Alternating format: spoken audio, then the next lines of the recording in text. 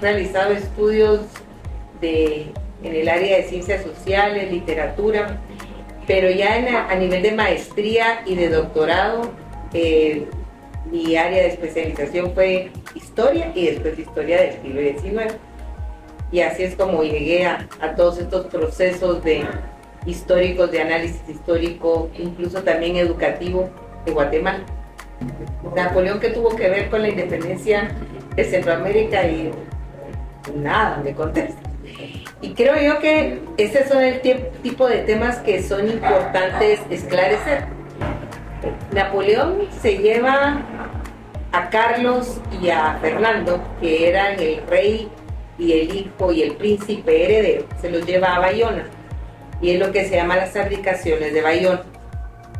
Primero abdica Carlos en favor de su hijo Fernando, y luego Fernando le entrega la corona a José, hermano de Napoleón.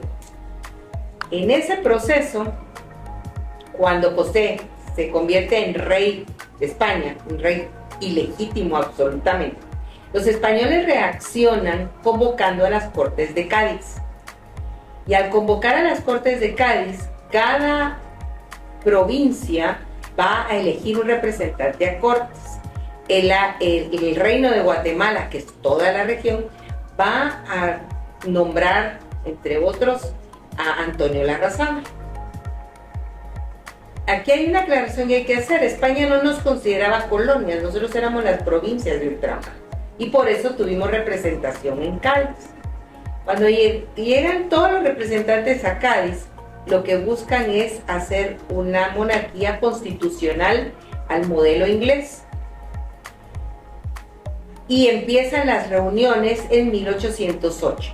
Ahora, el tema no es Cádiz en sí, sino cómo se eligieron esos representantes a Cortes. Y se reunieron lo que se llamaron juntas provinciales.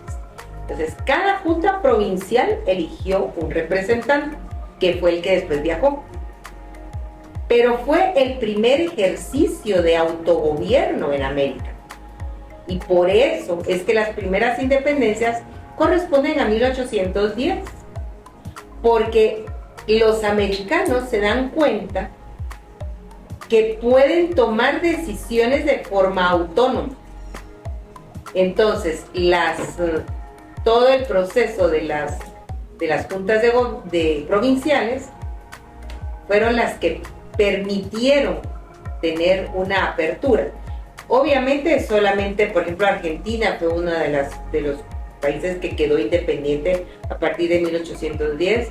La mayoría regresa otra vez al gobierno colonial y después vamos a tener ya las independencias posteriores. Pero si Napoleón no hubiera invadido España y hubiera provocado las abdicaciones de Bayona, nunca hubiéramos llegado a las juntas provinciales. Entonces sí hay una relación bastante directa. Cuando nosotros hablamos de 1821, el ente político que se está independizando es el Reino de Guatemala, o Capitanía General de Guatemala, recibía ambos nombres. Entonces, quien se independiza es ese ente geográfico político llamado Reino de Guatemala. Entonces, lo correcto es decir la independencia de Guatemala. No es que seamos egocéntricos, es que así se llamaba la región. Vamos a hablar de Centroamérica, y de hecho el nombre va a empezar a estar presente hasta la Federación Centroamericana con las Provincias Unidas del Centro de América en 1823. O sea que entre el 21 y el 23, esta región es Guatemala, así se le conoce. Hay una coincidencia con el nombre de la capital, que ya para ese momento era la Nueva Guatemala de la Asunción, y antes de eso se llamaba Santiago de Guatemala. Entonces, pero sí, efectivamente, lo correcto es decir la independencia de Guatemala, porque así es como se llama. La época republicana vamos a tener esta lucha entre liberales y conservadores. Y digamos que los grandes acontecimientos que se van a dar a lo largo de la época republicana, que empieza con la independencia y termina en 1944, va a ser un como ir y venir entre liberales y conservadores. La independencia como proceso puramente de 1821, podemos decir que es una configuración o una confluencia de ambos. Tanto liberales como conservadores estaban conscientes que la situación no podía seguir como estaba. El vacío de poder en España, el rey que tenía sus propios problemas allá. En 1820 empieza el trienio liberal, donde había fuertes problemas internos en España. Y entonces, si se tardaban 6 meses en obtener una respuesta, cuando bien les iba, ahora se tardaban todo el tiempo del mundo o no recibían respuesta. Entonces, ese vacío de poder cada vez se dejaba sentir más. Entonces, el punto del 15 de septiembre de 1821 es un punto donde tanto liberales como conservadores van a estar de acuerdo que ya es momento de terminar con esa dependencia política de España. Entonces, se da la independencia. Como todo, inmediatamente empieza la lucha de poder. Entonces, el primer acontecimiento que vamos a tener en enero de 1822, el 5 de enero, es la anexión de Guatemala como región, ¿verdad? Pues estamos todavía en este lapso de 2 años, a México. Y ese es un experimento conservador, porque Agustín de Iturbide lo que quiere formar es un imperio. Entonces, ese experimento conservador sale mal, hay guerra aquí, invade México. Entonces, en julio de 1823 va a formarse y a empezarse a reunir la Asamblea Constituyente para hacer la Constitución Centroamericana, que dicho sea de paso, este año cumple 200 años. ¿Por qué es importante? Porque, por ejemplo, la Constitución Centroamericana, una de las cosas que hace es abolir la esclavitud, muchísimo tiempo antes que Estados Unidos.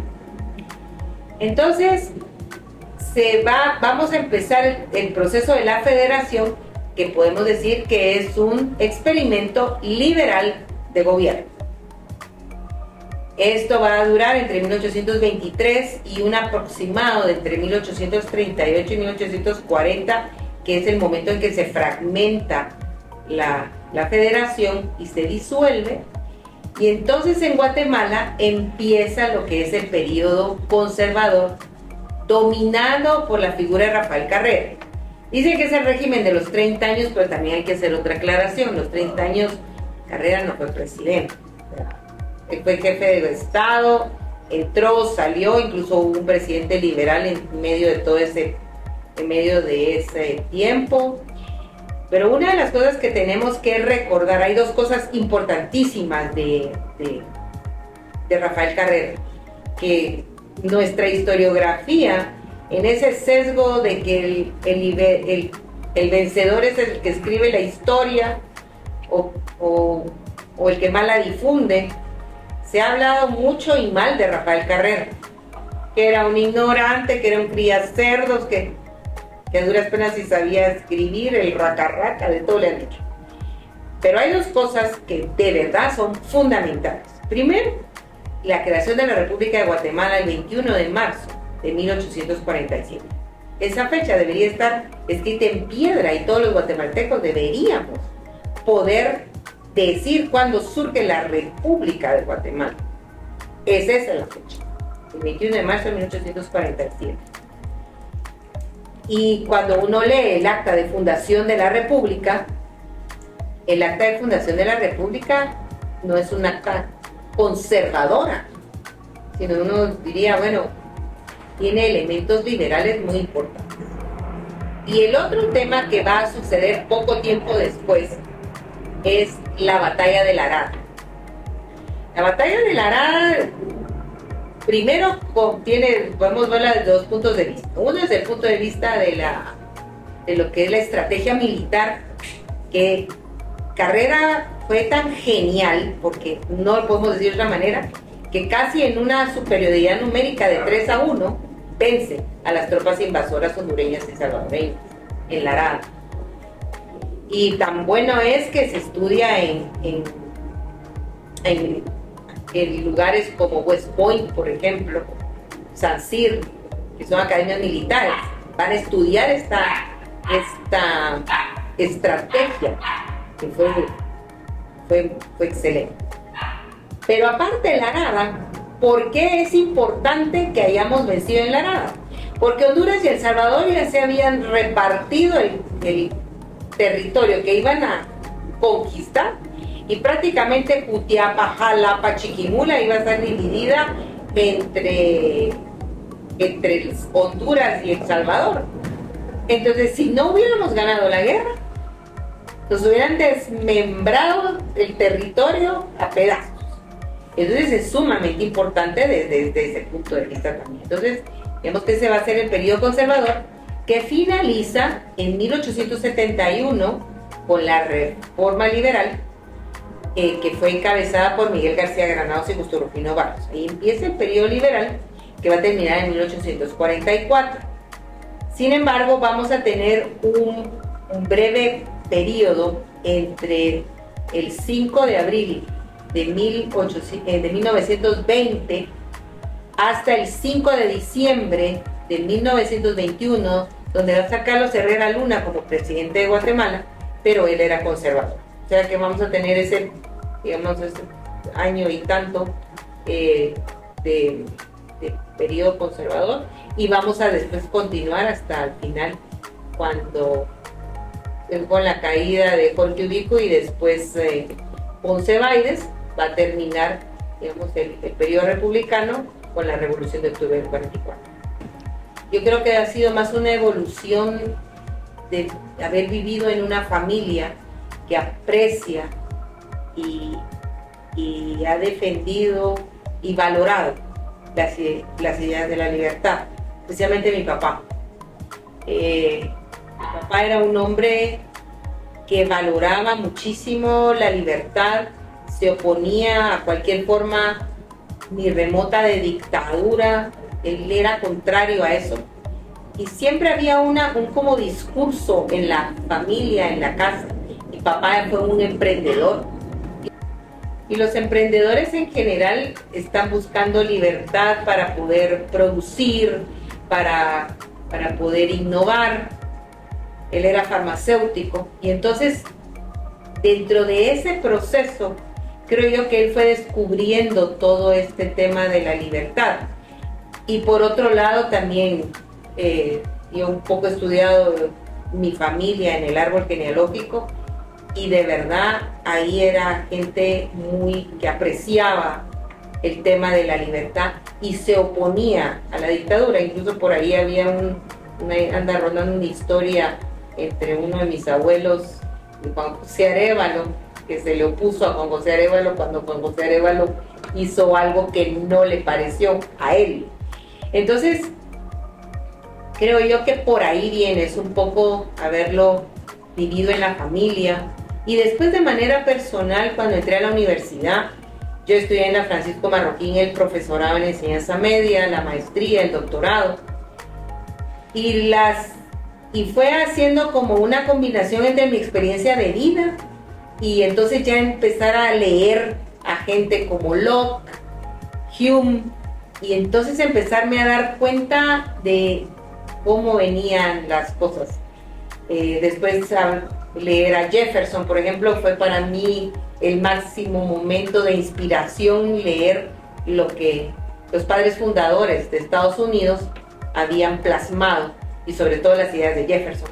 Yo creo que por ahí ya terminé de definirme, digamos, ideológicamente en ese sentido, porque sí creo yo en las ideas de la libertad, pero no solo a nivel económico y político, sino a nivel personal y familiar. Creo que si uno va a ser un auténtico libertario, tiene que vivirlo desde dentro de la familia y en todos los ámbitos de la vida.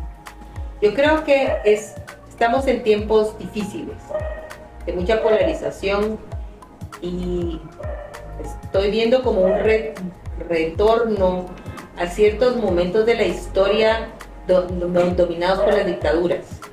Podemos hablar de mediados del siglo XX, donde las ideas de la libertad y realmente no pueden florecer sin oponerse a una imposición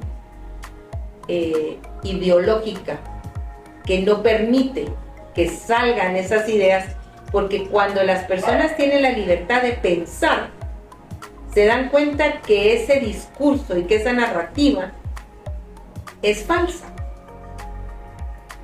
Y entonces el mantener a la gente oprimida o desviar la atención hacia otros temas para evitar que piensen y que se den cuenta, yo creo que eso es por ahí por donde estamos. TikTok, Facebook, Instagram, también para estar pasando el rato, pero ideológicamente nos adormecen, no permiten pensar. Y yo creo que es importante que la juventud lea más. Ya estamos ya muy mal acostumbrados a videitos de 5 minutos o un clip de audio. No, hay que profundizar más. Si realmente no queremos acabar oprimidos absolutamente, porque nos están tratando de pintar un mundo ideal que al final es opresión. Voy a poner un ejemplo. Hace unos meses salió un video muy emocionados que creo que es Arabia Saudita, que va a construir la línea, que es una ciudad entre murallas de no sé cuántos kilómetros de extensión, y que todo va a ser resuelto dentro de ese ambiente y que todo va a ser como perfecto, voy a tener cerca todos los lugares que yo necesito. Eso es una cárcel. ¿Qué? Van a dictar qué comen, qué toman, cuándo pueden ir a salir, cuándo tienen que estar. Es el control absoluto. La moneda digital es el control absoluto. No es una ventaja. El dejar de usar efectivo, moneda en efectivo, billetes, no es una ventaja. Nos controlan qué compramos. Entonces nos van a empezar a poner por la huella de carbón. Entonces en el momento que topamos con la huella de carbón ya no podemos comprar nada, porque es dinero digital y no importa cuánto dinero tenga uno en el banco, y se lo pueden quitar de un solo. O sea, estamos dirigiéndonos hacia un mundo sin darnos cuenta, porque nos lo están pintando como la perfección, sin darnos cuenta que estamos perdiendo absolutamente todas nuestras libertades como seres humanos. Y eso es lo que a mí me preocupa, realmente. Yo doy clases de historia y de verdad trato de despertar en mis alumnos esa visión y quitar esa nube que nos han puesto para tratar de ver las cosas tal como son. No sé si lo lograré o no, pero yo sigo haciendo esa lucha.